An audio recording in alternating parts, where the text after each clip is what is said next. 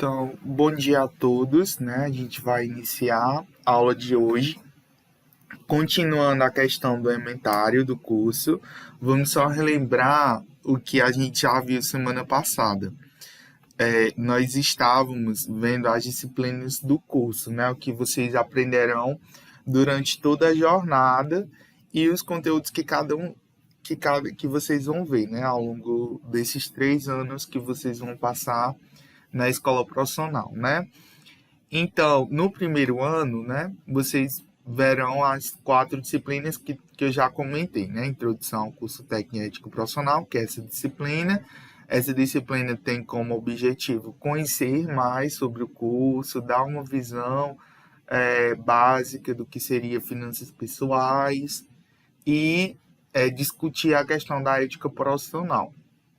Muito pertinente, muito importante, né, no serviço de qualquer profissão ligada à área financeira. Aí nós temos a disciplina de noções de administração, onde a gente vai aprender noções da ciência e as principais teorias, né, da administração. Temos a disciplina de introdução à economia, que vai abordar aspectos ligados tanto a micro como a macroeconomia, né? Então a gente vê os conceitos básicos, né, de bens e serviços, as leis econômicas de oferta e demanda. Então a gente estuda o básico, né? O básico do que seria a economia. E a disciplina de contabilidade básica, onde vocês vão aprender os conteúdos básicos de contabilidade, né? Aprender o que é um ativo, o que é um passivo, o que é patrimônio, as contas patrimoniais, né? Os bens, a classificação das contas, aprender um pouco como é que faz lançamentos, né? Basicamente isso, né? Que vocês vão ver na disciplina de contabilidade básica. Aí vamos para o segundo ano, né? Primeiro semestre, só recapitulando, aí vocês vão ter mais 4 disciplinas. Dessa vez, são as disciplinas um pouquinho mais complicadas, né? O primeiro semestre ele é mais complicado do que o segundo semestre, mas vocês tenham fé que vocês irão conseguir, né? Então, nós temos contabilidade de custos. Nessa disciplina, a gente vai aprender a classificação e o controle dos principais gastos, né? Então, entre o próprio custo, que é um gasto, as despesas, as perdas, as depreciações, a gente aprende também nessa disciplina como calcular o custo efetivo do produto, né? Então, uma disciplina muito importante, né, dentro do curso. Aí temos matemática financeira, é uma disciplina também essencial no curso de finanças, né? Uma disciplina básica e que é muito importante, né? Onde a gente vai aprender noções de matemática comercial, juros simples e matemática financeira propriamente dita. Só que é uma matemática financeira um pouco mais avançada. Não é a mesma matemática financeira que os alunos dos outros cursos veem no ensino médio. É uma matemática financeira um pouco mais avançada, com aí vocês vão ver juros simples, juros compostos, desconto simples, desconto composto, financiamentos, empréstimos, os 4 sistemas de amortização. Então, vocês vão ver tudo isso, né, na disciplina de matemática financeira. Aí temos a disciplina de legislação empresarial e tributária, onde é visto basicamente tanto a legislação, é como se fosse um resumo, né? Porque é muito grande para uma disciplina de 60 horas, mas é um resumo de tanto da parte de introdução ao direito como da legislação empresarial, né? Os principais tópicos da legislação empresarial e também do direito tributário. E aí, temos a disciplina de administração do capital de giro, onde a gente vai tratar, né, sobre questões ligadas à administração, né, do fluxo do capital de giro. Então, a administração de contas a se receber, a administração do caixa, né? Toda a administração daquele dinheiro, né? Do capital de giro, que é essencial para que a empresa funcione bem. Já sim, Esther, mandei no início da aula. No final eu mando novamente, tá bom? Aí vamos para as disciplinas do segundo semestre, que eu acho que eu tinha parado aqui, né, na aula passada.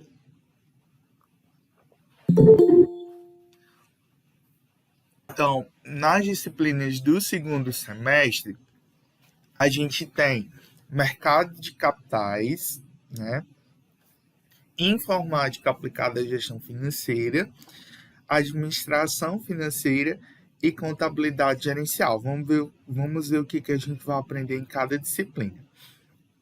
A disciplina de mercado de capitais, ela tem 40 horas aula, a ementa, né, os conteúdos.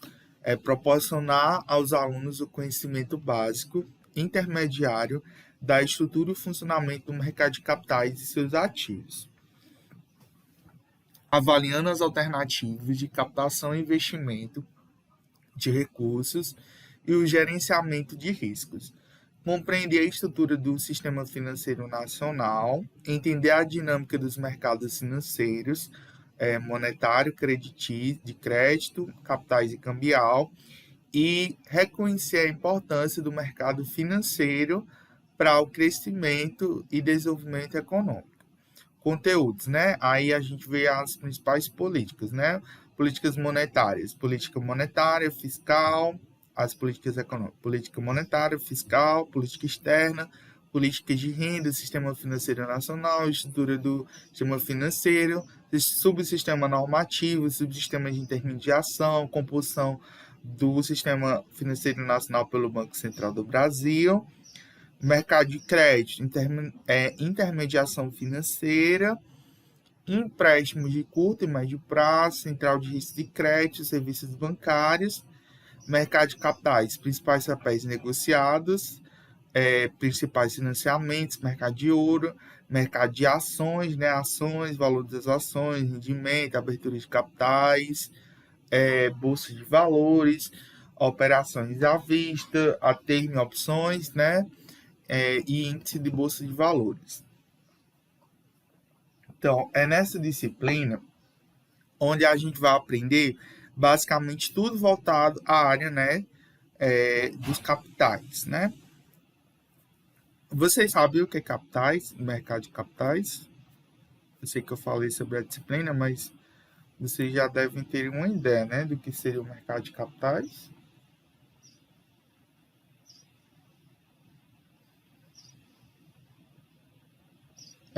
Oi, vocês estão aí?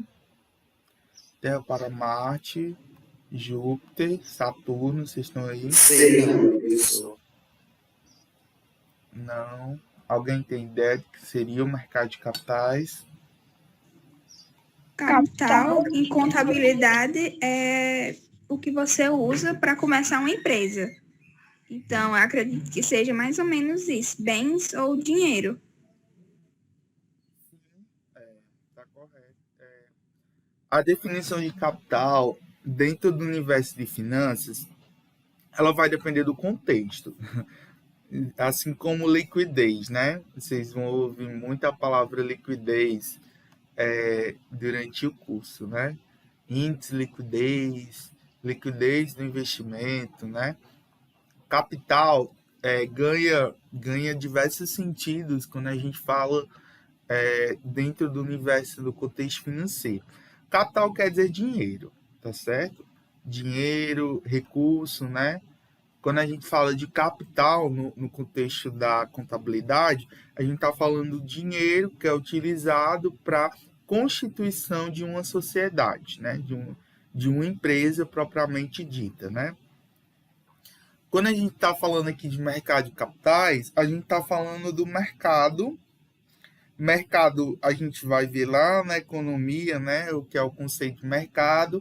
Mercado, eu acho que a gente vai ver isso na aula de hoje de economia. O conceito de mercado, né? Que é basicamente um local, né? Não é o local, mas é propriamente como se fosse o ato, né? A livre compra e venda de mercadorias. É basicamente isso. Se a gente for pensar no mercado, né? No mercadinho, o que se faz no mercado? A gente compra e vende, né? Mercadorias, né? No caso do mercado de capitais, seria exatamente a comercialização de valores, né? E aí, dentro desse mercado, a gente tem basicamente duas figuras, né? Nós temos de um lado os poupadores,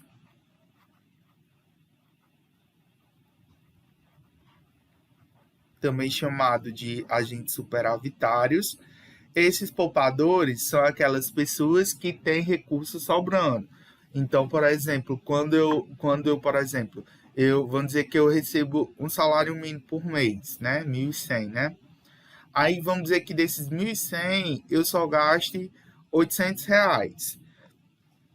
Isso quer dizer que todo mês sobra para mim R$ 300. E desses R$ 300, todo mês eu invisto.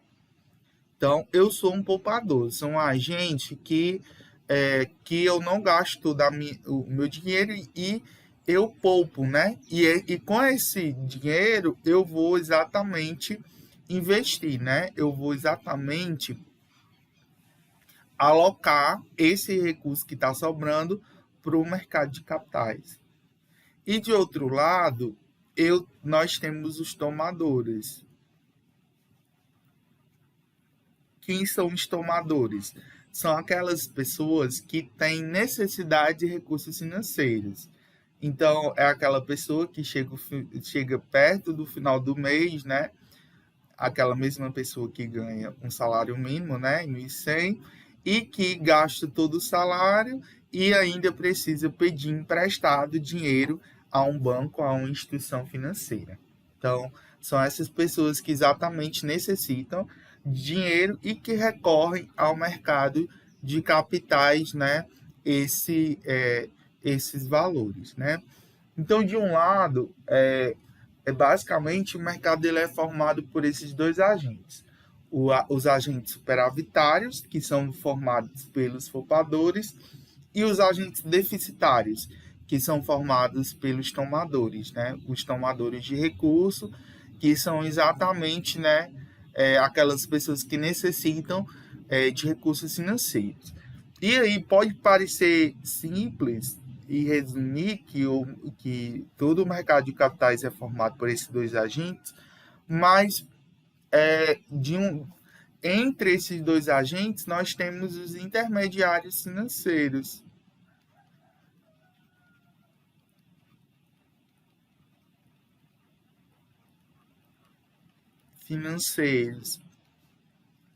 que são exatamente quem? Os bancos, as corretoras de valores, nós vamos ter as agências de pagamento, né?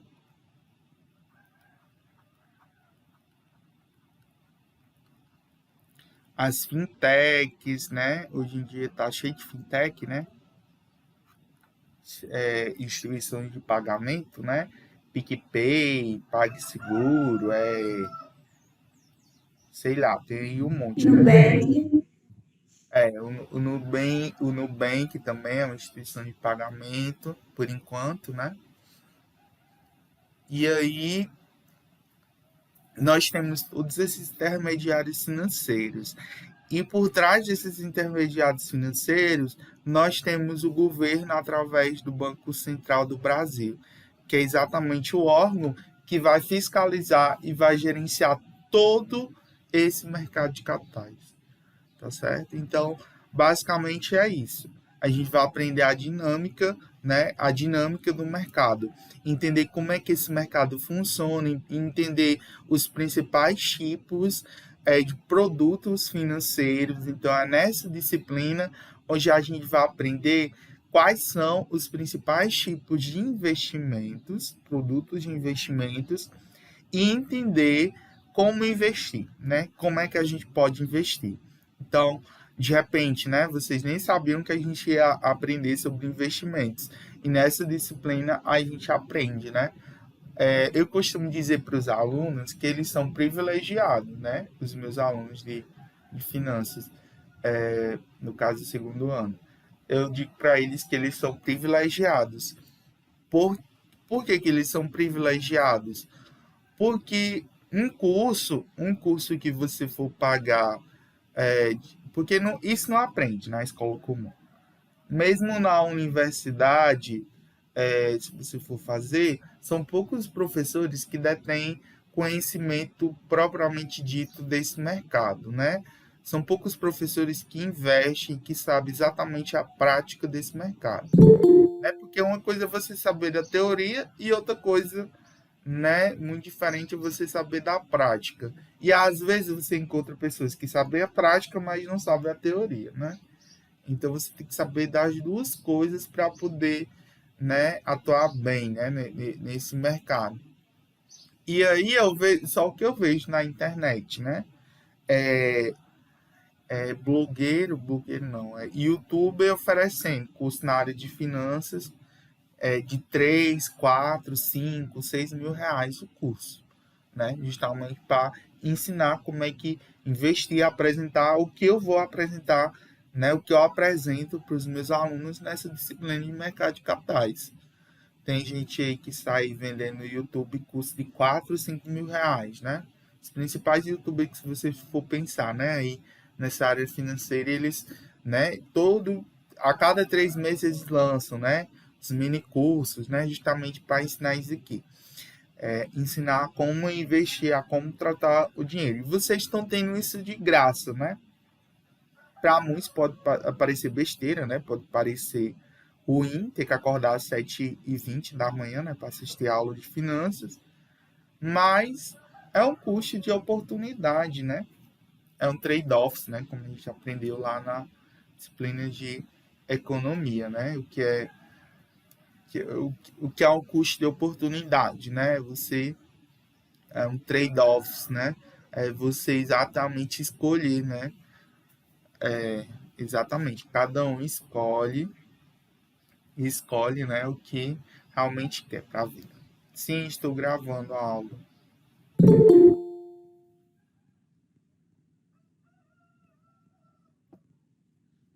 Mas a questão da gravação, ela não permite que participe assincronicamente, né? Não, pelo menos não tem a chance de perguntar, né? Perguntar, tirar dúvida, né?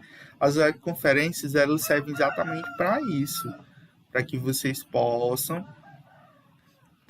tirar dúvidas, falar, participar. Aí vamos aqui.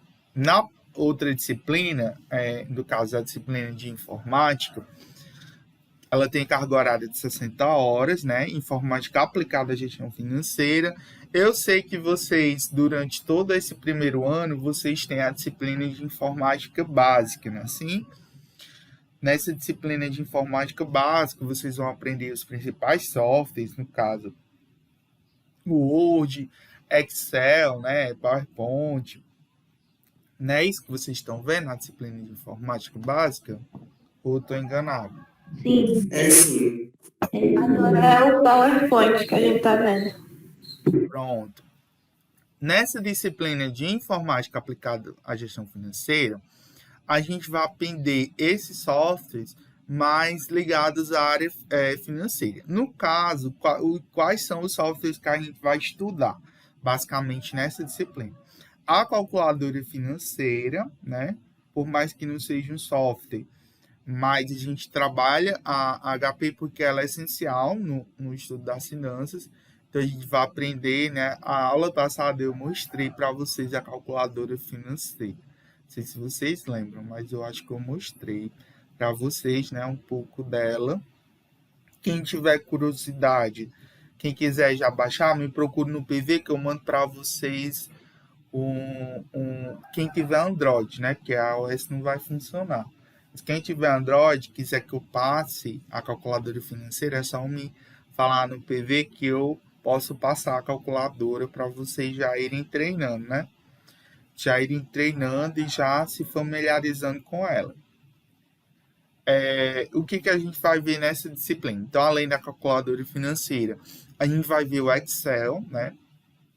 que é uma ferramenta extremamente importante, né, no trabalho do financeiro.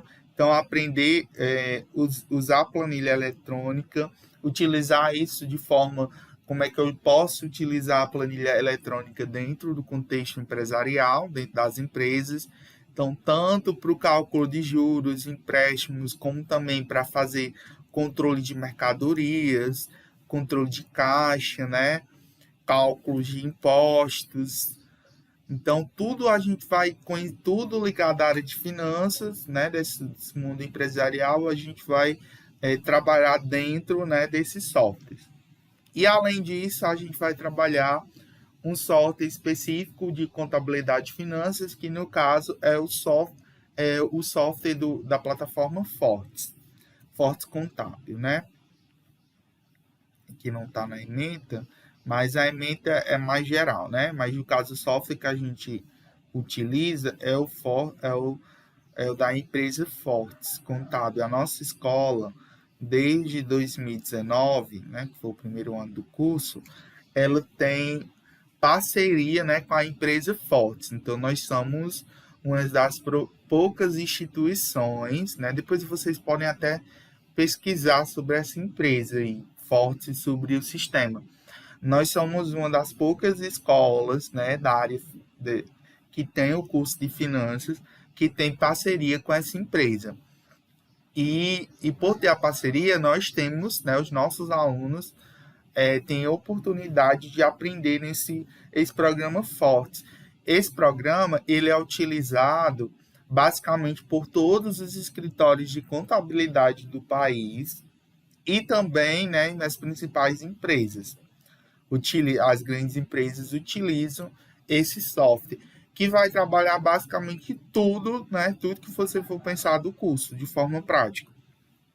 Então, tanto a parte de lançamento de nota fiscal, gerenciamento de produtos, elaboração do balanço patrimonial, da DRE, pagamentos, lida também a questão do pessoal, né, gerenciamento de funcionários, questão de folha de pagamento, tudo que você pensar dentro da empresa tem dentro desse sistema Fortes, né, que a gente vai estudar e trabalhar, né, isso lá no segundo ano, né, lá no segundo semestre. Então, basicamente isso, né, que a gente vai ver na disciplina de informática.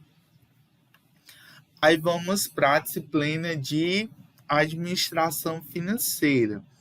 Essa disciplina também tem 60 horas, né? A ementa, ela possibilita ao aluno conhecer e compreender o campo de atuação do administrador financeiro e os conceitos fundamentais da teoria de finanças e das técnicas básicas da administração financeira.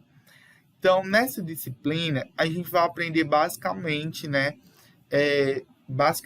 o que é gerir, né, a gestão financeira da empresa. Então, a gente vai aprender um pouco sobre planejamento e controle financeiro, instrumentos do planejamento e controle financeiro, né? Quais são os instrumentos que podem ser utilizados para planejar e controlar, né, o volume e os recursos, tanto de curto como longo prazo, controle das informações gerenciais, como é que a gente pode controlar isso. Vamos aprender a interpretar o balanço patrimonial através das análises, né, horizontal e vertical, das demonstrações financeiras básicas, e vamos aprender a avaliação de investimentos, tanto de curto como também de longo prazo, né, através da TI, né, da taxa interna de retorno, do VPL, os períodos de payback, avaliar também os graus, né, do investimento, a questão do risco, retorno, rentabilidade. Então, tudo isso a gente vai aprender nessa disciplina de administração financeira. Basicamente, né, aprender como gerenciar, né, as finanças, né, o trabalho exatamente do administrador financeiro, né, daquela pessoa que trabalha, né, nessa área de finanças dentro da empresa. Então, a disciplina é essencial também dentro do curso, né? Vocês estão vendo que uma disciplina casa com a outra, né? E essa daí também é outra disciplina bastante relevante. E por último, né, no segundo ano, vocês vão ver a disciplina de contabilidade gerencial. Essa alguém levantou a mão? Oi, Guilherme. Isso aqui. Desculpa atrapalhar. E por último, a gente tem a disciplina de contabilidade gerencial. Ao longo do curso, vocês vão ver 3 disciplinas de contabilidade. A gente tem a disciplina de contabilidade básica, a contabilidade de custos e a contabilidade gerencial. Se vocês forem seguir por essa área e fazer a contabilidade, realmente curso de ciências contábeis, vocês ainda vão ver outras disciplinas, né? Vocês vão ver a contabilidade financeira, que não tem no curso, a contabilidade tributária, que também não tem no curso, né? Então, tem outras disciplinas, mas vocês veem basicamente as principais, né? Que é a básica, que é o básico, né? Aprender o básico. O básico não é tão básico, mas que é essencial. A questão dos custos, que é essencial para o nosso trabalho. E a gerencial, que é exatamente utilizar tudo que vocês aprenderam na disciplina de contabilidade básica, a gente vai utilizar nessa disciplina de contabilidade gerencial e vocês vão aprender a diagnosticar e a tratar a saúde financeira da empresa. Então, imagine os contadores e os financeiros como médicos, né? O que um médico faz? Ele vai exatamente, né, tentar curar, né, as doenças, né? Se a gente for pensar em paralelo, por exemplo, para um médico poder diagnosticar uma doença, o que ele vai pedir? Ele vai pedir exames, né? Sim, vai pedir exames para saber, para diagnosticar a sua doença. No caso, se a gente for fazer esse paralelo com a contabilidade, os exames seriam os demonstrativos contábeis, os principais demonstrativos contábeis, que seriam o balanço patrimonial, a DRE, né, que é a demonstração do resultado do exercício, e a demonstração do fluxo de caixa. Então, essas são as principais demonstrativos contábeis. Então, é através desses demonstrativos que o administrador, né, no caso os financeiros, conseguem analisar e diagnosticar e ver como realmente está a situação daquela empresa, né? Ver a questão da liquidez, né, os índices de liquidez, ou seja, quando a gente está falando, vocês ainda vão ouvir falar muito sobre o que é liquidez. Vocês têm ideia do que seria liquidez? Antes de eu falar o que é, mas vocês têm alguma ideia do que seria liquidez? Pois. É só o Guilherme. É só o Guilherme que tá na aula, o resto tá tudo dormindo. O pior é que eu respondo, na real, eu não sei quase nada. Eu também não sei, não. Eu sei, é porque tem coisa que eu não sei, muita coisa. Liquidez, nada. Nunca ouvi falar nessa palavra, não vale pesquisar no Google. É alguma coisa relacionada ao tanto que a pessoa tá vendendo? Não. Liquidez, quando a gente fala no contexto mais geral de finanças, liquidez seria a capacidade de um ativo se tornar em dinheiro, né? A capacidade de qualquer ativo tem de se transformar em dinheiro, ou seja, em recursos, né? Quando a gente fala de liquidez no sentido mais voltado à questão do balanço patrimonial, a gente está falando de capacidade de pagamento. Então, liquidez vai ter vários sentidos dentro do universo de finanças. Então, na contabilidade básica, vocês vão ouvir falar muito sobre essa palavra de liquidez. A Cintia vai abordar isso futuramente com vocês. Propriamente, as contas patrimoniais, elas são organizadas, o balanço patrimonial. Cintia já chegou a mostrar para vocês um balanço patrimonial, só para vocês verem. Sim, ela já mostrou um balanço patrimonial. Vocês lembram da estrutura do balanço patrimonial? Tem ativo, Não, acho que não, que ela não mostrou, não. Agora, essa parte de ativo e passivo, eu não me lembro dela ter falado. Eu lembro que ela tem Ela, falado com... do patrimonial, ela falou, só não sei desse ativo e Ela passivo. não falou de ativo e passivo, não. Ela É porque falou ela mais não dos chegou livros, ainda. diário, caixa. Chegou ainda. Ela vai chegar, pode ter certeza. É porque ela tá ainda falando dos aspectos introdutórios, né? Ela tá falando patrimônio, tá chegando, ela vai chegar lá, pode ter certeza. Então, eu tô só adiantando, né? Que ela vai ensinar. Mas vamos aqui, né? Depois ela vai puxar minhas orelhas, que eu não podia falar isso para vocês. Mas basicamente as contas do ativo, elas são organizadas pelo grau de liquidez dela. Todas as contas do ativo são organizadas com base no grau de liquidez. Né? E quando a gente fala de liquidez, é exatamente a capacidade que aquela conta tem de se transformar em dinheiro. Então, a primeira conta que vocês vão ver em qualquer balanço patrimonial é o caixa da empresa. Existe uma razão para o caixa da empresa ser a primeira conta. Por quê? Porque ela é a conta mais que tem um maior grau de liquidez do balanço patrimonial. Porque ela é propriamente o dinheiro propriamente dito, né? Que está lá no caixa. Aí vocês vão ver os bancos depois, o dinheiro que está guardado lá no banco, lá na conta da empresa. Aí vocês vão ver os clientes, né? Os clientes ou contas a receber, tanto faz, que é exatamente quem?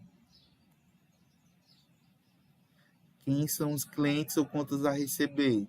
São os fiados, né? As empresas que vendem fiado e que tem lá por receber as contas, né?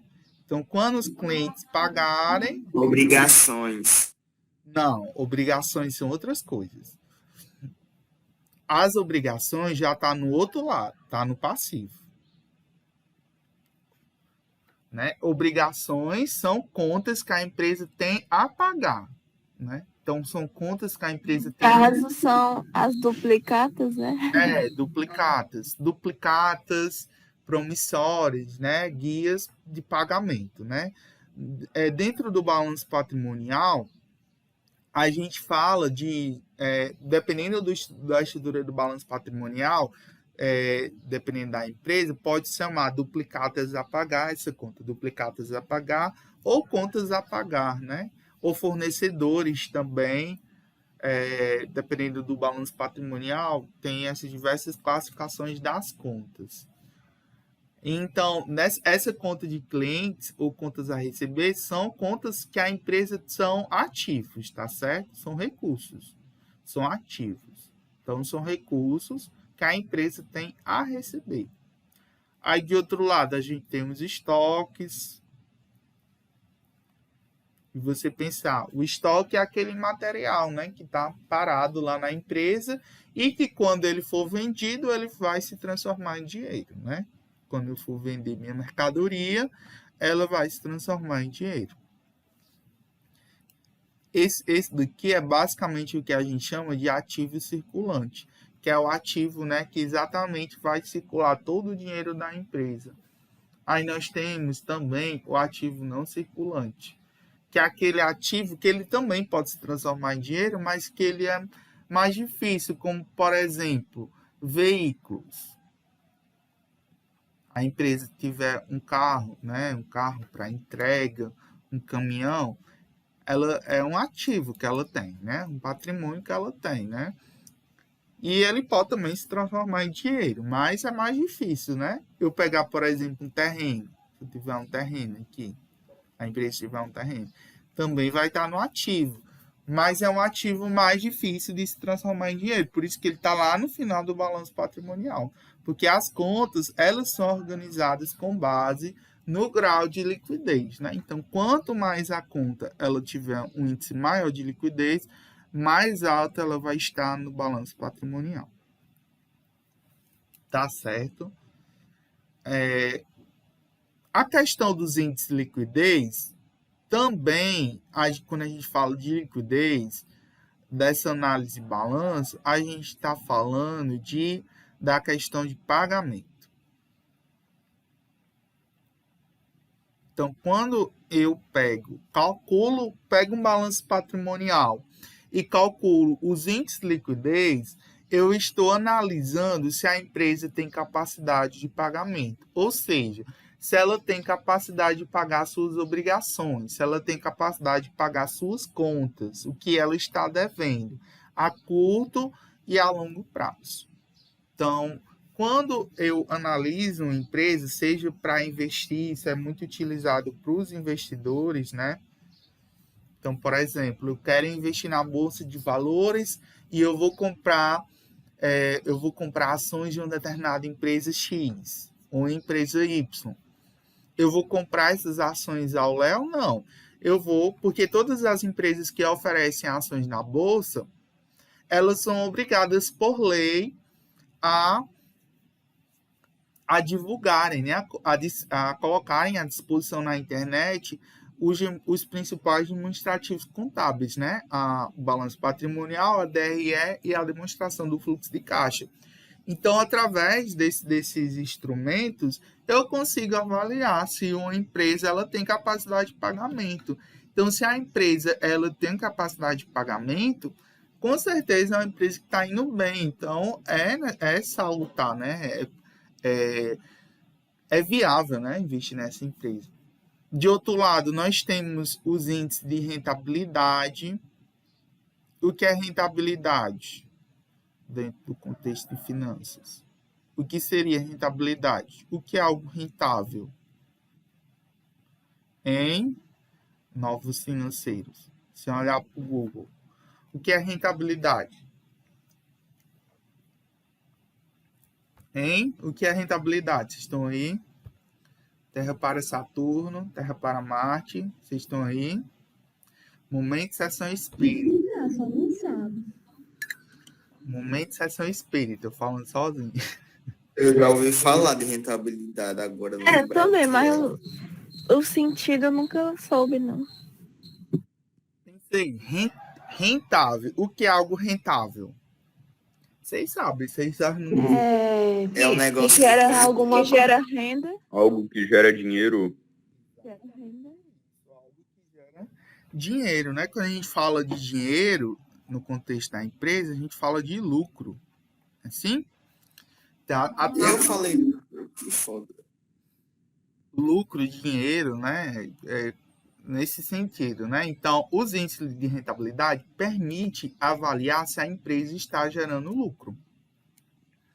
Quando a gente fala de lucro, na questão da empresa, a gente tem 3 tipos de lucro. Alguém saberia dizer quais são os 3 tipos de lucro que a gente pode obter dentro da empresa? Aí você já quer demais, né, professor? A gente desse tanto, não estava nem o que era rentabilidade, saber quais são os tipos de lucro. Mas a gente tem o lucro bruto, que é aquele lucro obtido depois que eu tiro os custos, né, das mercadorias vendidas. Nós temos o lucro operacional, que é aquele lucro que eu obtenho depois que eu tiro todas as despesas. Vocês vão ver isso tudo com o síndico, quando vocês estiverem apurando a DRE. A DRE nada mais é do que a apuração do lucro, tá certo? Da empresa, a demonstração do resultado do exercício. Lucro ou prejuízo, né? A empresa pode ter prejuízo no final. E, por fim, a gente tem o lucro líquido, que é exatamente o lucro, né, que a empresa tem no final do período, depois que você tira todos os custos, todas as despesas e todos os impostos. No caso de impostos, o imposto de renda e a CCLL, que é a contribuição social sobre o lucro líquido, né, que são os 2 impostos que são apurados, né, dentro da DRE.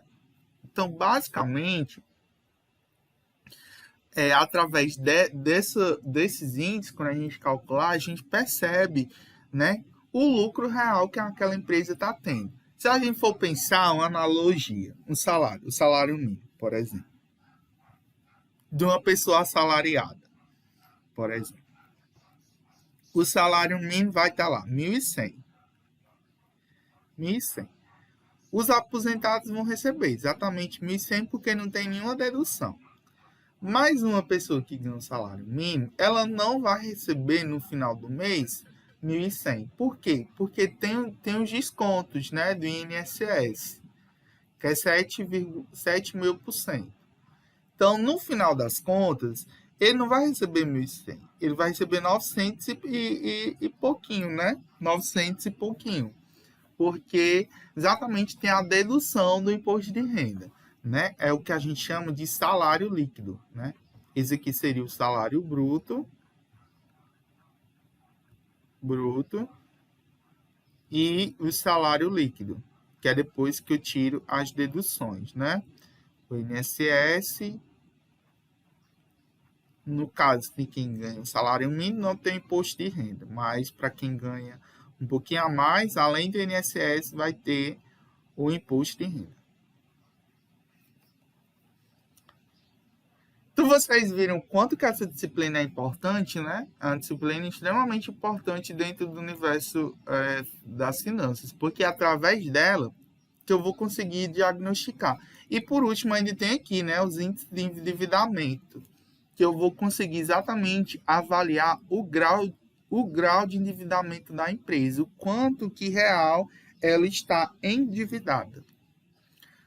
Ver também a composição desse endividamento, aonde que ela está, como é que está a questão da dívida dela, a questão do prazo, se a maior parte da dívida dela é a longo prazo, então se for mais a longo prazo, menos mal, né? Porque ela vai conseguir gerar recursos, né? E conseguir pagar no futuro, ou se é uma dívida a curto prazo, né? Então, se ela vai ter, né, condições realmente, né? Então, quando a gente pega endividamento a curto prazo, a gente vai lá olhar para os índices de liquidez. Será que ela tem capacidade de pagar essas contas a curto prazo? Então, tudo isso a gente vai ver, né, nesses índices. Ainda tem outros índices, como os índices de atividades, né, que a gente vai ver exatamente como anda a questão das atividades da empresa, e outros índices, né? Tem outros índices aqui, que eu não vou me lembrar agora nesse momento, mas tem outros também que é estudado nessa disciplina. Aí tem os métodos de custeio, né? Que vocês vão relembrar, que vocês vão aprender lá na disciplina de custo, mas também vocês vão ver aqui, né? O custo direto, o custo por absorção, questão do custo operacional, então tudo isso. Então, essa disciplina, ela basicamente, ela focaliza os principais aspectos do ativo patrimonial, né, das empresas comerciais e prestação de serviços, no que se refere à compra e venda de mercadorias, compras de bens do ativo permanente, gerenciamento na redução de gastos e melhoria na qualidade e custo da qualidade dos empreendimentos de pequeno e médio porte. Então, basicamente, nessa disciplina, a gente aprende a utilizar os instrumentos contábeis, né, no gerenciamento e na avaliação das empresas, né? Avaliar, diagnosticar, né? E com essas informações, saber tanto analisar para o investidor, saber analisar como é que está o recurso da empresa, como também para o próprio gestor, né? Ao analisar e ver como realmente a saúde da empresa está, ele poder exatamente saber o que ele vai fazer, né, para poder utilizar nessas informações e tratar, né, dos problemas que a empresa está enfrentando. Aí vamos para o terceiro ano, né? Ufa, sobreviveu ao segundo ano, né? O ano mais difícil do curso, né? O terceiro ano é mais de boa. Entre aspas, né? Que as disciplinas também são um pouquinho complexas, tá bom? E aí nós vamos ter 3 disciplinas: planos de negócios, finanças públicas, auditoria e controladoria e também preparação para o estágio, que não é uma disciplina propriamente dita, mas no terceiro ano a gente já vai preparando vocês no primeiro semestre para o segundo semestre, que é agora, né? Os meninos do terceiro ano agora, né, vão iniciar o estágio, né? Acredito que vocês tenham dúvidas, né, sobre isso. Mas vamos ver primeiro as disciplinas. Plano de negócio. Essa disciplina ela tem 40 horas e ela focaliza na elaboração de um projeto através da realização de estudos e pesquisas na área financeira. Nessa disciplina, a gente vai construir um plano de negócios. Vocês estão, no primeiro ano, vocês veem uma disciplina de empreendedorismo, não é assim? Primeiro ano. É ou não é? É aqui. Pronto. O que vocês estão aprendendo nessa disciplina de empreendedorismo até agora? O que vocês estão vendo nela? Eu não converso com o professor, mas posso conversar com os A gente tá vendo basicamente isso, porque a gente tá, tipo, montando empresas, né? Grupos para formar empresas, né? E aí tem o plano de negócio, né? Que a gente tem que saber como vender, como ter o dinheiro, ter o lucro. E a gente tem que montar um plano. Eu acho que basicamente é isso. Mas vocês chegam a montar o plano de negócio, é só uma estrutura simples, né? Porque o plano de negócio é algo bem complexo. Assim, não é o plano de negócio propriamente disso, mas eu acho que tem um envolvimento, entendeu? Entendi. Vocês têm uma noção do que seria um plano de É, negócio. porque assim, pra gente ser tipo uma empresa, né, a gente tem que ter um plano de venda, um plano de negócio, de como a gente vai ter o lucro, como a gente vai vender, entendeu? Eu acho que envolve um pouquinho, mas não propriamente dito, entendeu? Então, vocês já vão utilizar esses conhecimentos que vocês estão tendo na disciplina de empreendedorismo, e nessa disciplina pode parecer repetitiva, mas não é. Por quê? Porque nessa disciplina a gente vai utilizar todos os conhecimentos que vocês ganharam ao longo dos 3 anos, né, dos 2 anos do curso, e vocês vão montar uma empresa. Aliás, vão montar o plano de elaboração de uma empresa. Mas, no caso, o plano de negócio de vocês, ele é mais focado na área tanto na área básica, mas também na área financeira. Então, vocês vão ter que demonstrar a viabilidade financeira de montagem do negócio, da empresa. Então, antes da empresa funcionar, vocês vão ter que levantar todos os custos, todas as despesas, todos os materiais, todos os equipamentos, tudo que vai ser necessário para montar a empresa, calcular, demonstrar por A mais B, com todas as planilhas e cálculos possíveis e necessários que aquele negócio é viável, tá certo? Então, nessa disciplina, né, vocês vão aprender como planejar e montar uma empresa e mostrar se realmente aquele negócio é viável ou não. Tá certo? Por que muitas empresas que nascem, né? Tem até um dado, né, um estudo do IBGE, que diz que praticamente de 10 empresas que são criadas, praticamente 7 delas acabam morrendo, falecendo depois de um ano. Muitas vezes porque elas não montam um plano de negócio. Não tem um plano, não tem uma estrutura. Ah, vou montar um negócio, né? Estou com dinheiro aqui, vou abrir uma empresa, vou abrir um negócio. Mas fez um estudo de mercado, fez um estudo de viabilidade, fez um estudo de concorrentes, de clientes, fez uma pesquisa de mercado para saber se aquele produto tem aceitação no mercado, fez uma análise dos custos, das despesas, dos tributos, do que tem que pagar. Às vezes ele vende, não sabe nem calcular a margem de lucro, não sabe nem calcular o custo, né? Quanto realmente aquele produto está saindo para ele. Né? Vocês vão ter noção disso na disciplina de custo, mas vocês pegam esses conhecimentos de custo e aplicam nesse plano de negócio. Então, quanto realmente que o produto está saindo para mim? Eu consigo realmente vender esse produto por esse preço? Será se esse preço está cobrindo meus custos? Aí muitas vezes não faz essa análise e depois de um ano acaba a empresa quebrando. Justamente por não ter, né, feito toda essa preparação antes. Né? Então, uma disciplina também muito importante, né, dentro do conhecimento de vocês, que é exatamente aprender, né, como aplicar, né, a importância dentro da montagem, né, do plano de negócio. Aí nós temos a disciplina de finanças públicas, também de 40 horas, né, que promove o conhecimento do processo da administração de finanças públicas, envolvendo o estudo da sua programação, instrumento de controle e formulação de políticas. Nessa disciplina, a gente vai aprender basicamente um pouco sobre direito administrativo, né? Ao longo do curso, a gente tem 2 disciplinas, né, de direito, basicamente, que é legislação empresarial e tributária, e essa disciplina aí de finanças públicas.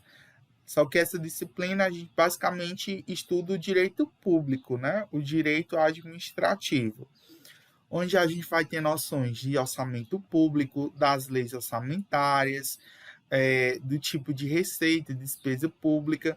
A gente vai aprender sobre as licitações, né?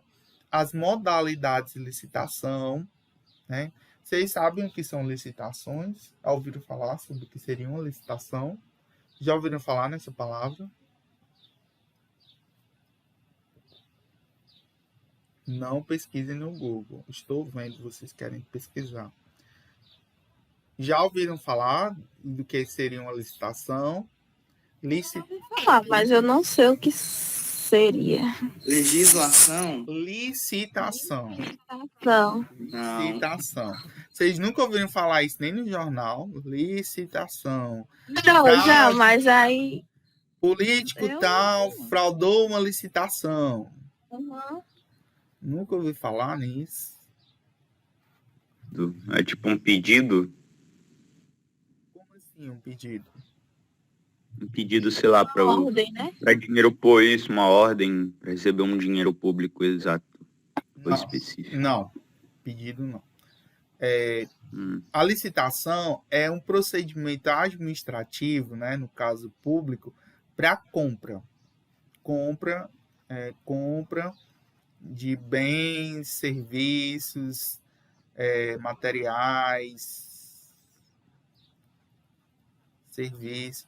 Então, pense o seguinte, a administração pública, né, o governo, por exemplo, quando ele precisa de qualquer coisa para comprar, é diferente de uma empresa privada ou de uma pessoa física comum. Por exemplo, você está precisando de uma coisa, você vai lá no mercantil, em qualquer empresa, vai lá e compra. Não é assim? Só que por órgão público é diferente. Então, por exemplo, a escola. Pense a escola de vocês, né? Durante a escola, eu trabalhei 5 anos como financeiro, né? Basicamente, trabalhei 5 anos trabalhando com licitações. Então, eu tenho um conhecimento razoável sobre o assunto. Então, por exemplo, a escola precisa de papel, né? Algo básico. Toda escola precisa de papel, né? Papel A4, né? Para imprimir documentos, enfim, né?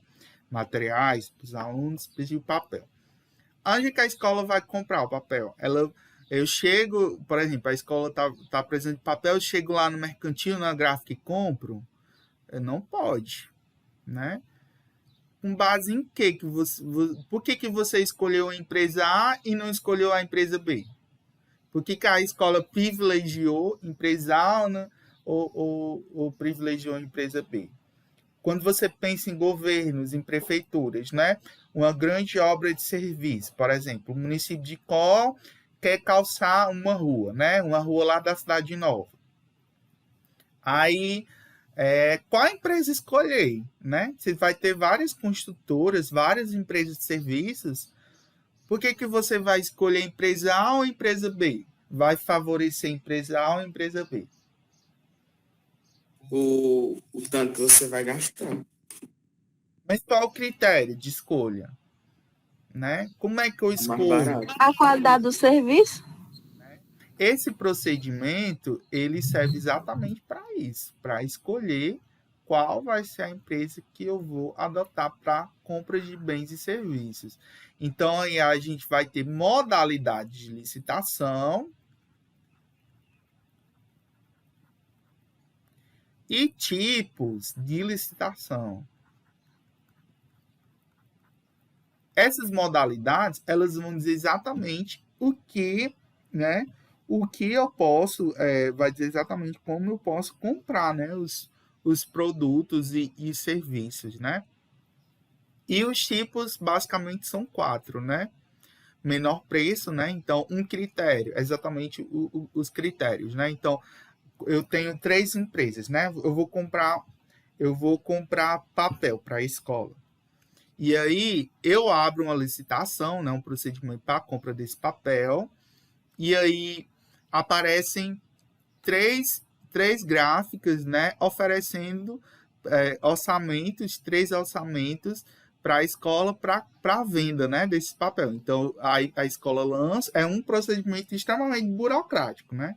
A empresa lança, a escola, no caso, lança o edital da licitação, as empresas interessadas a participar daquela licitação, elas veem lá o edital, aí se interessa, eu quero vender para a escola. Muitas empresas ganham dinheiro com isso, vendendo para o Estado, tá certo? Então, aí eu vou ter lá, gráfica A oferecer uma resma de papel por R$20. Gráfica B ofereceu por 21 e gráfica C ofereceu por 19. Todas ofereceram papel A4, branco, né? Com dimensões, a mesma dimensão, né? O mesmo produto, só com preço diferente. Qual tipo, né? Nesse caso, a licitação ela foi do tipo menor preço. Então, a gráfica que ofereceu o menor preço daquele produto é quem ganhou. Então, eu tenho um critério específico, né, de julgamento daquelas propostas, né, daquelas empresas para a escolha. Não é simplesmente eu chegar lá naquela gráfica A e comprar o papel. Não posso fazer isso. Aquela gráfica tem que se dispor primeiro a vender, né? Já é diferente de eu chegar lá na gráfica vendendo, que é um órgão público. Então, o dinheiro público, ele tem que, apesar de que a gente vê de corrupção, e é só o que tem, né? Mas ele tem um critério para utilizar aquele recurso público. Os órgãos públicos não podem chegar nas empresas privadas e querer, tu quer vender para mim? Não, né? Essas empresas têm que vir. Até pode, né? Divulgar, estou lançando uma licitação para compra disso. Você quer participar, né? Até pode, né? Mas chegar e querer comprar, não, né? Aquela empresa tem que estar disposta a vender para a administração pública e participar de todas as fases, né, desse processo licitatório, para que ela possa realmente vender para o Estado. Ou B.O. grande, comprar folha. É todo um processo bem grande, bem burocrático, mas extremamente necessário, né? Se com esse BO todo grande a gente ainda tem corrupção, né? Desvio de dinheiro público, imagine se não tivesse, né? Imagine se não tivesse todo esse BO, né? Seria muito fácil, né? Eu, por exemplo, um diretor da escola, ir lá na gráfica A, né? Fulano, eu vou comprar tantas resmas para a escola, só que tu vai me oferecer, tu vai colocar o preço lá em cima, né? Em vez da resma estar custando R$19, tu vai dizer que vai vender para mim, aliás, eu vou colocar 20 aqui para facilitar os cálculos. A resma está custando R$20, só que tu vai dizer para mim que a resma custa, sei lá, R$50. Essa diferença de R$30, a gente divide aqui entre a gente, né? Seria uma corrupção, né? Um ato ilegal, né? Mas é o que muitos políticos fazem, né? Por aí, né? E até nas licitações eles fazem, né? Cobrindo esses preços, né? Se por fora, com toda essa burocracia, ainda é assim, imagine se não tivesse, né? Então, só voltando aqui para os tipos de licitação. Aí tem o menor preço. Alguém falou em qualidade, né? Mas no caso não seria qualidade, seria a melhor técnica, né? A melhor técnica. Isso aqui mais para a questão de serviços, né? Aí tem preço e técnica, onde eu vou avaliar os 2 quesitos. E o quarto tipo de licitação é o maior lance, que é o tipo específico para a modalidade de licitação leilão. Vocês já ouviram falar de leilão, né? Eu acredito que sim. Aquele que tem um homem que fala mó rápido. O que é um leilão? Vocês já ouviram falar? É quando uma determinada pessoa vai vender um certo item pelo maior preço. Exatamente, né? No caso, o mau lance. Botando os lances, né? Tal lance. Aí quem dá mais, né? Que fica com Por o exemplo, produto. todo mês a Receita Federal, inclusive eu fiquei até tentado no último leilão da Receita Federal. Todo mês a Receita Federal ela faz leilões de produtos apreendidos. Então, por exemplo, produtos, iPhones, tudo que você pensar, produto eletrônico, tudo que é prendido ilegalmente, né, através das fronteiras, né, que a Receita Federal apreende, né, esses bens de forma ilegal, ela não vai ficar com aqueles bens parados, né? A legislação permite que aqueles bens sejam penhorados, né, e leiloados para o pagamento, né, justamente das multas, né, das multas que são impostas pelo Poder Judiciário. Então, a Receita Federal vai penhorar, né, e leiloar esses bens através de uma licitação, de uma modalidade de licitação chamada leilão. E aí você vê, por exemplo, iPhone 12, que custa no mercado 12, né, 11 mil, 12 mil reais, você vê sendo leiloado com assim, mínimo de 4, 5 mil. Então, pensei, a diferença de 7 mil, né? Então, às vezes, vale a pena, né? Olhar esses editais, né? Depois, se vocês tiverem curiosidade, vocês pesquisam lá no Google leilões de produtos da Receita Federal. Vocês vão ver lá um monte de edital de leilão, né? De produtos apreendidos e que são ofertados, né, lá para compra no mercado, né? Vocês sabiam disso, que a Receita Federal leiloava produtos apreendidos? Vocês sabiam disso? Tá aí, ó, muitos, acredito que muitos não sabiam, né? Aí, ó, custo de oportunidade. É isso. Vocês nunca tinham nem ouvido falar que dava para comprar um iPhone 12 com 5 mil, né? Já estão vendo aí que é possível, né? Com produtos apreendidos, né? Através do leilão. E tem outras, né? Outras modalidades, né? Outras modalidades. Que aqui não cabe falar nessa aula, mas quando vocês estiverem lá na disciplina de finanças públicas, né? Vocês vão compreender. E, por último, a gente vai ver a última disciplina do curso, né?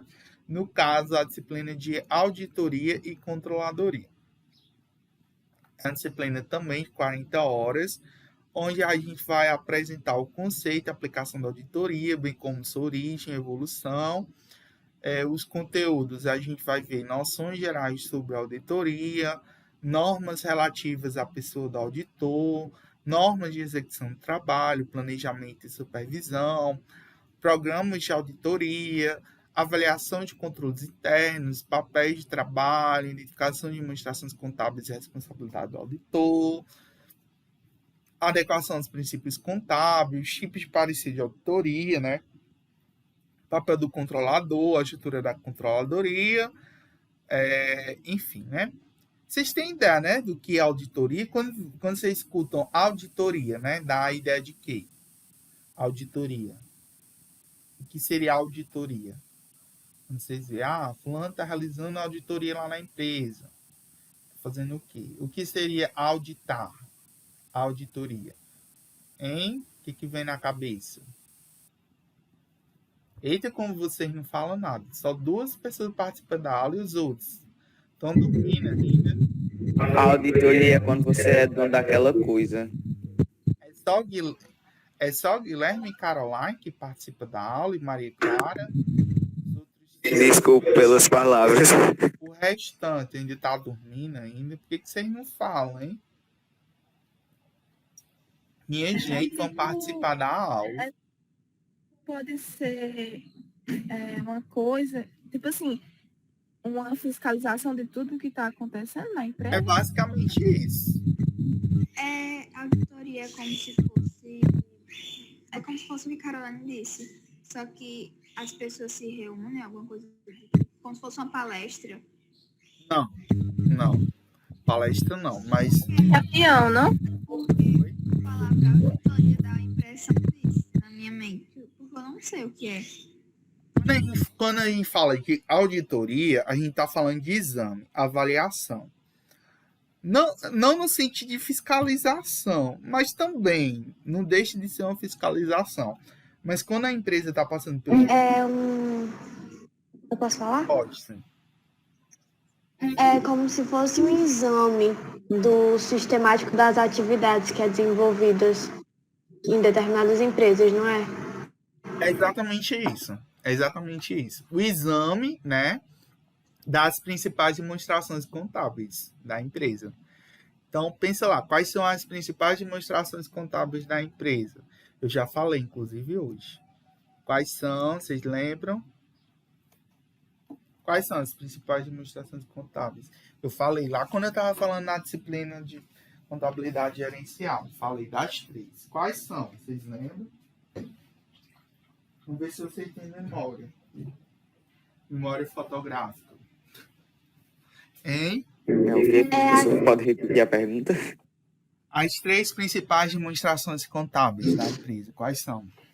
É tipo aquelas perguntinhas para quem produzir, Não. quanto produzir, Não. onde. Não, isso daí são os problemas econômicos básicos. Quais são as principais demonstrações contábeis? O balanço? Balanço patrimonial, a primeira, a outra.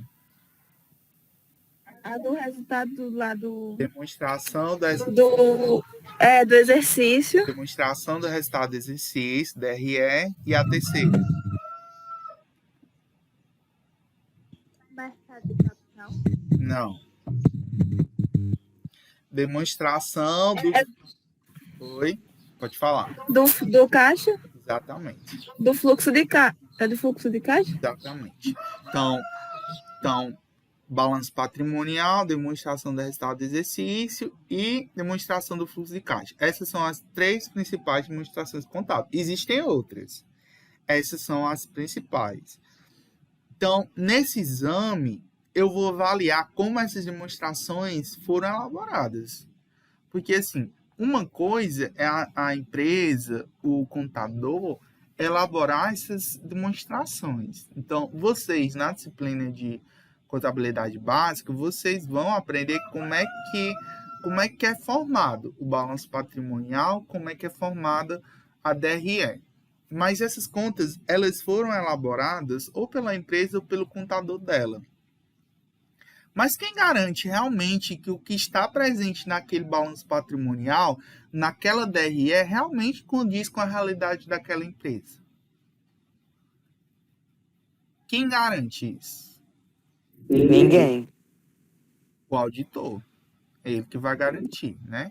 E aí nós temos os tipos de auditor. O que é auditor?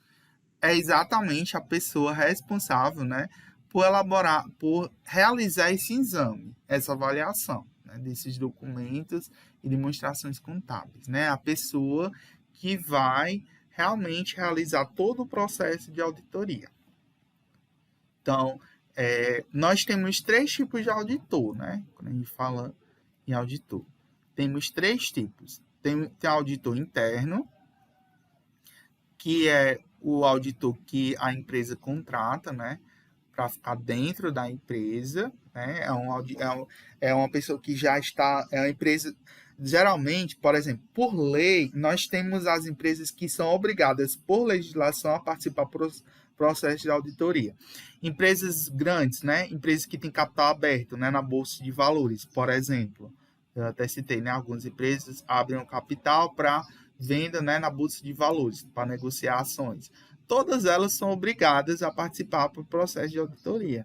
Então, normalmente, elas já contratam um auditor interno. Já para quando passar pela auditoria externa, que é o segundo tipo, auditor externo, as contas já estarem basicamente, né, já feitas, né?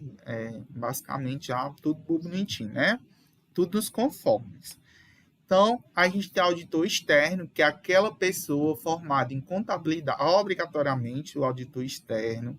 O auditor interno não, pode ser formado em administração, ciências contábeis ou economia. Pode ter uma dessas 3 formações. Já o auditor externo, não. O auditor externo, obrigatoriamente, por lei, tem que ser formado em ciências contábeis. E ele, né, vai trabalhar por uma firma de auditoria, e essa firma que realmente vai avaliar. E a gente tem também o auditor fiscal. Esse auditor... Pode falar. Fiscal é tipo um auditor que é mandado para essa empresa? Tanto o externo como o fiscal, eles são mandados para a empresa. A diferença, que é o que você pode estar se perguntando agora, qual a diferença do externo para o fiscal, é que o auditor fiscal, ele é um auditor do governo. É um auditor que passou, né, por um concurso público, né, do governo. Então, você tem lá auditor fiscal. Geralmente, você tem auditor da Receita, né, das secretarias, tanto municipal, estadual, da Cefaz, vocês já devem ter ouvido falar na palavra Cefaz. Já devem ter ouvido falar, com certeza. Cefaz. O auditor fiscal, ele precisa ser formado ou é só concurso público, mas precisa de formação, né? Precisa. No caso, a formação do auditor fiscal é qualquer formação em nível superior. Né? Infelizmente, a gente ainda tem esse desagravo, né? Pensar que uma pessoa, por exemplo, formada em medicina pode ser auditor fiscal, né? Mas ele só precisa ter... Porque não tem conhecimento da área, nenhum conhecimento, a não ser que estude, né? Estude para passar no concurso, né? Então, assim, só precisa ter nível superior. Se você, por exemplo, fazer uma faculdade de pedagogia, né, formada em pedagogia, você pode ser auditor fiscal, desde que você passe no concurso público, né? Porque os auditores fiscais, eles são concursados, né? Eles passam por um processo de concurso público. Tá certo? Então, são os auditores do governo. Então, existe uma diferença entre auditor fiscal e auditor externo. O auditor externo, ele é um auditor que é contratado por uma firma de auditoria. E essas firmas de auditoria, elas vão exatamente fazer o exame, né, das empresas. Os auditores fiscais, eles vão analisar exatamente se a empresa está pagando corretamente os tributos. Então, eles não vão avaliar balanço patrimonial, DRE, até vão de certa forma, mas basicamente o que eles vão fazer é analisar se a empresa está pagando os tributos devidamente. Né? Se ela está pagando os impostos, as taxas, né? Se ela está pagando tudo bem direitinho, se ela não está sonegando, se ela está emitindo nota fiscal, se ela está atuando bem direitinho, né? Nas conformidades. Então, muita empresa se pela, né? Quando vem uma fiscalização ou auditoria, né? Um auditor fiscal, né? Visitar as instalações da empresa. Então, basicamente, são esses 3 figuras, né? De auditor. Então, nessa disciplina, basicamente, vocês vão ter uma noção, né? Do que seria a auditoria, do papel, do trabalho, né? Como é executado. É uma noção. Por que é uma noção? Porque é muita coisa, né? Se vocês quiserem se aprofundar, aí teria que realmente ir para o curso de contabilidade, né? Onde é vista exatamente essa questão da auditoria. Então, é basicamente uma noção, né? Mercado de trabalho. Então, antes de eu falar sobre o mercado de trabalho, é basicamente isso, né? As disciplinas do curso. Sobre as disciplinas em si, ficou alguma dúvida? Pedro, quem é um técnico em finanças, ele pode trabalhar em quê, assim, nessas questões aí? Ele pode fazer concurso, alguma coisa do tipo? Pode sim, tem alguns concursos, né, na área que vocês podem participar. O técnico de finanças, ele é basicamente muito utilizado para o gerenciamento básico dessa parte financeira, né? O técnico, ele atua mas a questão de pagamento, ele vai fazer praticamente tudo, né, que o gestor da área financeira vai fazer, né? Então ele tem conhecimento técnico prático, né, para fazer pagamentos, para elaborar cálculo de impostos, cálculo de empréstimos, questão de documentos, análise de documentos, elaboração de documentos, né, tanto documentos da empresa. Então pode sim, tem concursos na área, né, que permitem que vocês trabalhem, né? O mercado de trabalho, que é exatamente o que eu ia falar, né? É bastante amplo para esse profissional, tá certo? Com base nas disciplinas, ficou alguma dúvida? Vocês gostariam de perguntar alguma curiosidade sobre as disciplinas? A gente poderia estudar isso? Gostaram das disciplinas? Vocês têm algo a comentar nas disciplinas de curso? Gostaram? Ficaram curiosos? Teve alguma coisa que eu falei que vocês não entenderam? São maravilhosas as disciplinas. Espero que dê para levar, né? Ficaram curiosos para estudar, ficaram com vontade. Espero que eu não tenha traumatizado nenhum aluno, né? Pelo amor de Deus, não fique traumatizado. Foi tranquila a aula, foi boa. Deu para entender. E até agora eu tô gostando do curso. Que bom, né? Que bom. Não desistam, pelo amor de Deus. Então, vamos aqui. Mercado de trabalho. Então, o gestor financeiro, né, o profissional de finanças, ele é fundamental no crescimento e na estabilidade de empresas de todos os portos, né, de todos os ramos. É ele quem controla os gastos da organização, acompanha o fluxo de caixa, investiga os melhores investimentos, a busca de novas estratégias financeiras. No mercado de trabalho, esse profissional é muito valorizado em épocas de instabilidade econômica. Durante uma crise ou na recuperação econômica de um país, é importante planejar bem as finanças, aplicar os recursos em investimentos rentáveis e elaborar orçamentos detalhados. Na crise, é primordial ter uma boa gestão das contas, né?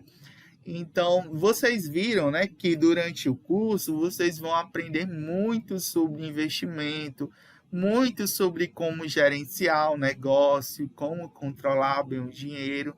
Então, vocês vão ter conhecimentos valiosos, né? Vocês vão ter conhecimentos que muitos poderiam ter, né? Se tivessem feito o trade-off correto, né? Quando vocês escolherem um curso, vocês poderiam estar tendo aula de informática agora, mas não. Escolheram aprender sobre finanças, aprender sobre investimentos, né? Aprender sobre como utilizar melhor o dinheiro, né? Então, vocês fizeram, na minha opinião, o melhor trade-off, né? A melhor escolha, na minha opinião. Porque, assim, cursos de informática vocês podem fazer a qualquer momento e você encontrar a granel por aí, né? Na internet. Foi o que eu pensei quando eu fui escolher, né? Que o curso de informática, né, você encontra com maior facilidade. Curso de finanças você não encontra, não. Sinceramente. Tá certo? Vocês raramente vão encontrar cursos bons da área financeira que vão ensinar exatamente o que vocês vão aprender ao longo desses 3 anos. Dificilmente. E se encontrar, vai ser caro, viu? Eu falei para vocês, né? Que tem YouTubers aí que vendem basicamente o que eu ensino no curso por 4, 5, 6 mil reais. Né? O preço basicamente de uma pós-graduação, né? Ou mais, né? E lógico que ele não vai ensinar o beabá, né? Vai ensinar basicamente tudo já por cima, vai ensinar os investimentos já de uma forma já mais avançada e não vai ensinar o básico, né? O que vocês precisam, né? Então aqui a gente vê desde o básico até o avançado. Desde 2018, né, no Brasil, muitas empresas estão entrando no mercado de capitais, né? Criando, né, a gente falou na bolsa, no mercado de capitais, o que cria uma demanda, né, por profissionais com conhecimento no mercado de capitais, como técnico em finanças. Nessa área, é necessário elaborar balanços, captar recursos no mercado de ações, saber quanto recuar.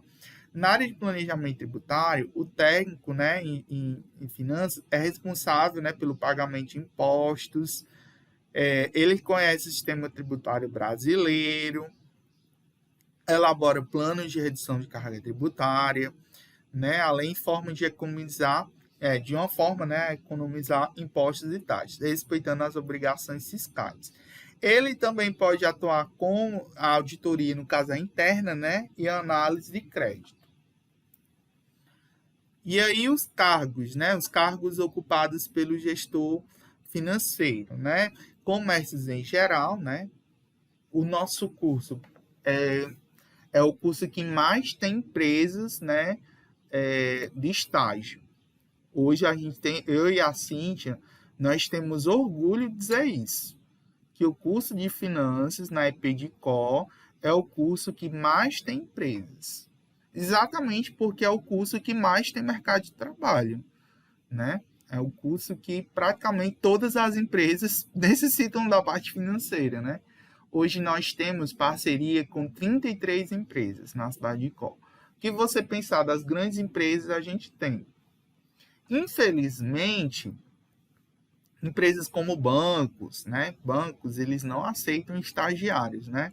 É um sonho nosso ter, todo ano a gente tenta, né, colocar estagiário nos bancos, mas infelizmente eles não permitem, né? Justamente porque a escola tem tempo integral, o aluno o estágio só é 2 dias na semana. Então, por essas questões, né, os bancos não aceitam estagiários. Nem as lotéricas também não aceitam. Mas a gente tem, nas grandes empresas, a gente tem.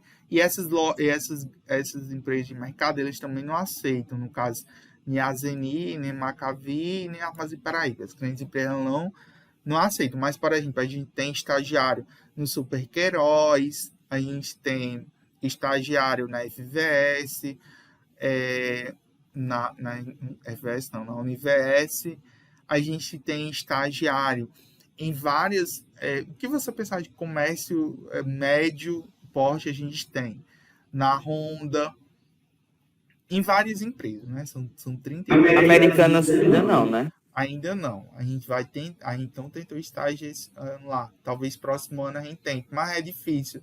Essas empresas de rede, dificilmente a gente consegue, porque assim, o estágio do Estado, ele é muito burocrático, tá certo? Exige a assinatura do documento pela empresa, então é todo um protocolo.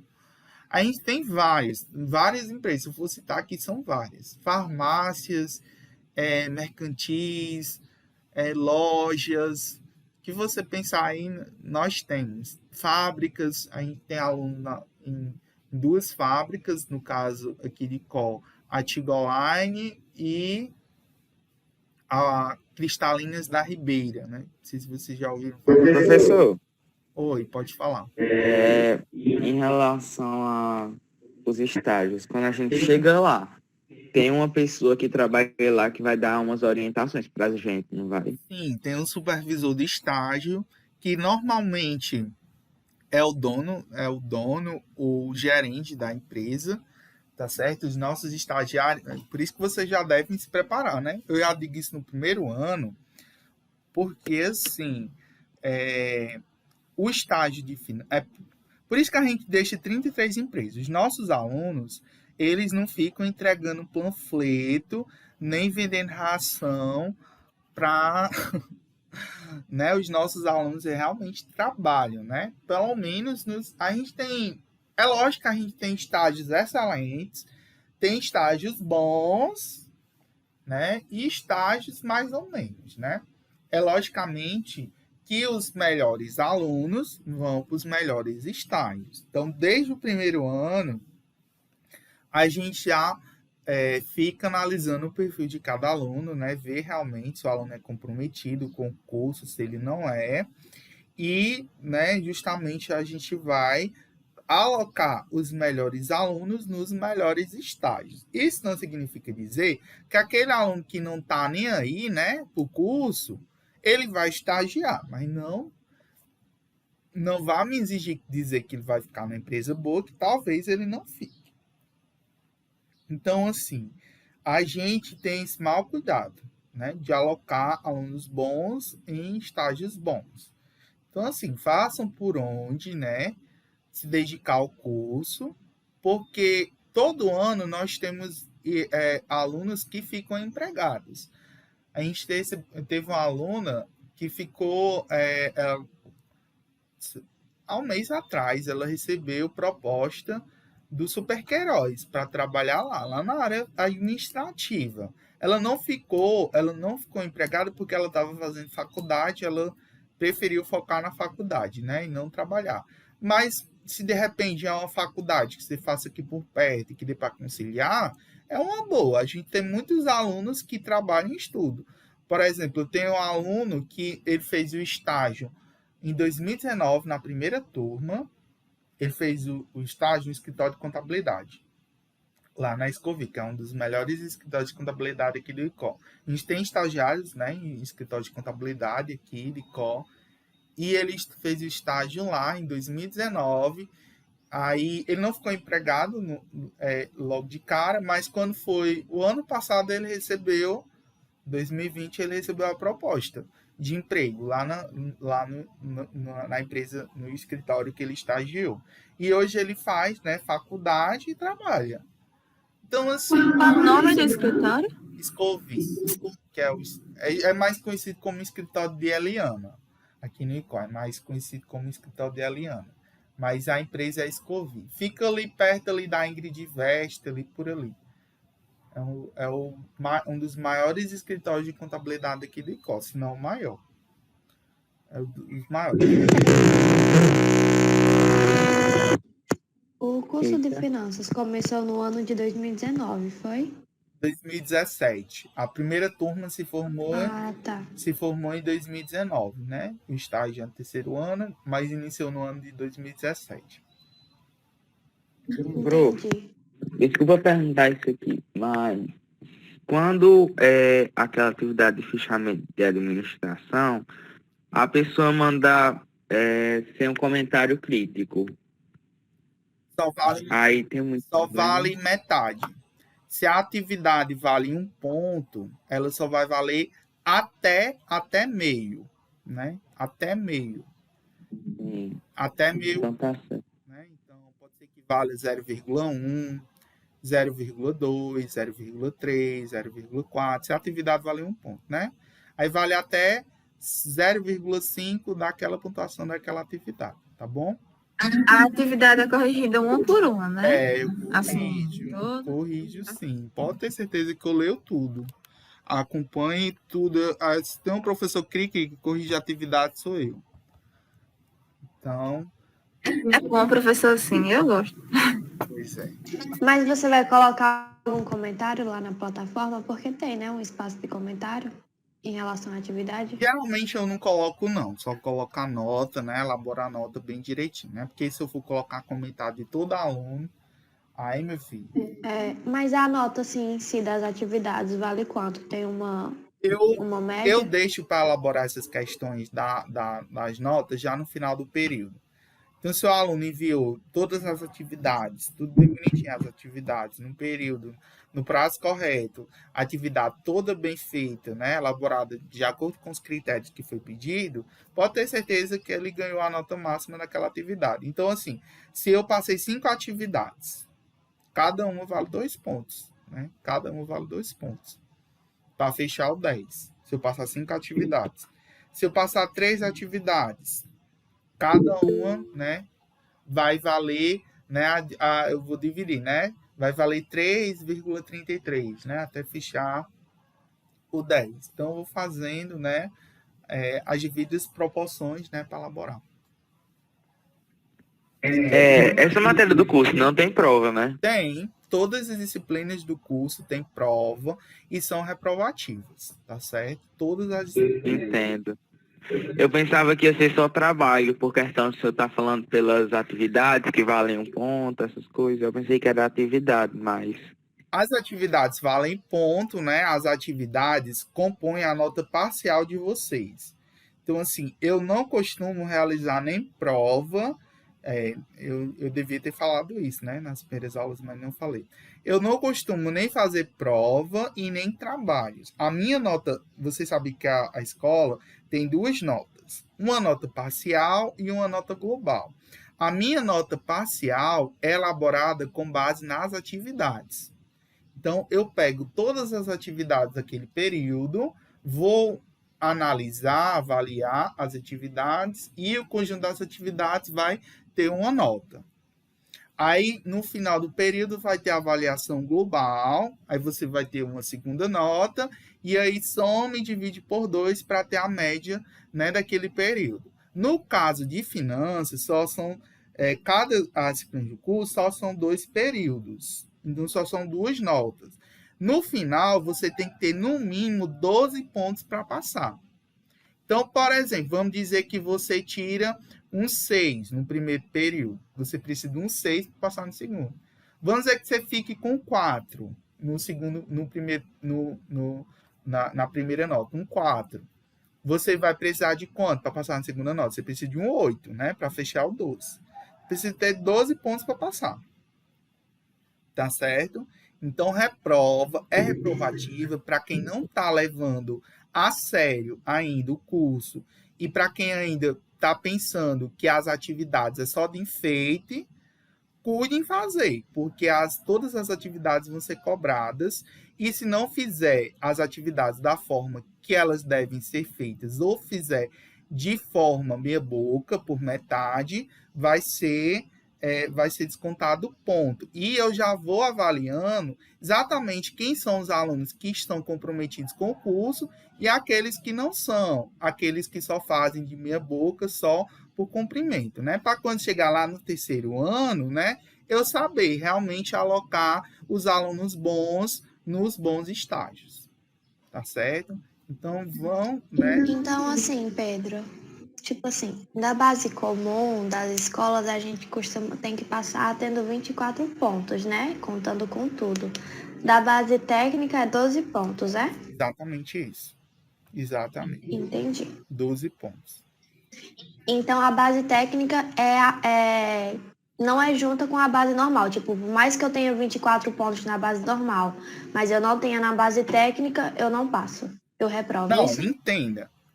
É porque é diferente as disciplinas. Na base comum, cada disciplina você tem que ter 24 pontos, né? Assim, por que são 24 pontos? Porque são quatro notas, né? Assim, você tem o primeiro período, o segundo, o terceiro e o quarto. Nas disciplinas da base técnica, vocês só vão ter 2 períodos, porque elas são disciplinas semestrais. Então, cada período você vai ter você só precisa atingir a média, né? Você precisa ter pelo menos o 6 para passar em cada período. Então, se você tirou um 6 no primeiro período daquele semestre e um 6 no segundo período daquele semestre, ou seja, atingiu os 12 pontos, você passa, porque você ficou com a média final 6. Vocês precisam, no final da disciplina, ficar com média final 6, ou seja, atingir os 12 pontos. Sim, é do mesmo jeito, até o final do curso. Para todas as disciplinas, você tem que atingir 12 pontos no total. Então, tirou média 10 no primeiro. Você só precisa tirar um 2 no segundo período para passar. Tá bom? Mas eu já adianto que eu não gosto de aluno mediano, né? Se você quer ser um aluno mediano, vai ter uma vida mediana, né? Um estágio mediano, né? Se você quer só ter a média, só passar, tudo bem. Você vai passar, você vai ter a média, né? Eu costumo dizer que a vida é feita de escolhas, né? Se você quer só ter a média, quer só passar na disciplina, você vai conseguir passar. Dificilmente eu reprovo, né? Se quiser fazer as atividades de todo jeito, faça, né? Mas saiba que isso vai ter um custo, né? Vai ter um custo de oportunidade mais lá na frente, né? Tudo tem um custo e tudo tem um preço, né? Então, vamos lá. Só finalizando aqui, que eu já está quase dando o horário. Então, o gestor financeiro ele pode atuar no nível operacional e também em cargos com salários mais altos, né? Seus setores de atuação podem ser tesouraria, departamento de contabilidade ou financeiro. No cargo de analista financeiro, por exemplo, a média salarial gira em torno de R$ 2.700, né?